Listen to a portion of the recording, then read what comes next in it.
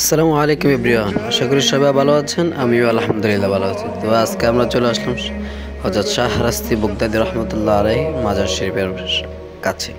এটা হচ্ছে আমাদের চাঁদপুর জেলা শাহরাস্তি থানা। এই শাহরাস্তি থানার নামকরণ হয়েছে একজন আল্লাহর ওলির নাম দিয়ে, যিনার নাম হচ্ছে শাহরাস্তি বগদাদী রহমতুল্লাহ আলাইহি।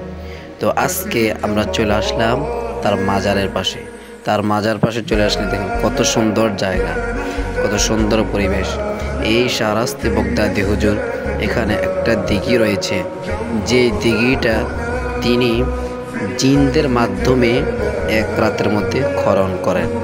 এই শাহরাস্তি বগদাদী রহমতুল্লাহ আলাইহির সাথে ওনার সহপাঠীরা যারা, এটা হচ্ছে তাদের মাজার। তো এই দেখুন মাজারের দৃশ্য ভিতরের। তো আপনারা যারা যেখান থেকে দেখতেছেন অবশ্যই পুরো ভিডিওটা দেখবেন এবং শাহরাস্তি বগদাদী রহমতুল্লাহ আলাইহি এর মাজারে আসবেন অবশ্যই। যাহারা বলে মাজার জিয়ারত করা বেদাত, মাজার জিয়ারত করা যায় না, আসলে মাজার জিয়ারত করা, কবর জিয়ারত করা সুন্নাত। আর এটা হচ্ছে শাহরাস্তি মাজারের পাশে কূপ, আর এখানে রয়েছে বিশাল বিশাল বড় বড় মাছ। দেখছেন মাছগুলো কত সুন্দরভাবে চলাফেরা করতেছে।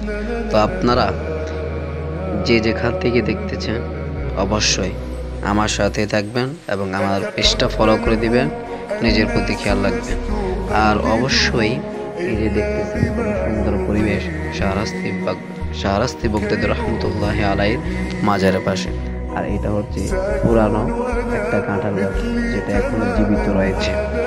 তো আপনারা এই দেখতেছেন, এটা হচ্ছে সেই দিঘি যেটা এক রাতের মধ্যে খনন করেছে। আর এটা হচ্ছে সেই দিঘিটা, সেই দিঘি যেটা জিনদের মাধ্যমে এই দিঘিটা খনন করা হয়েছে।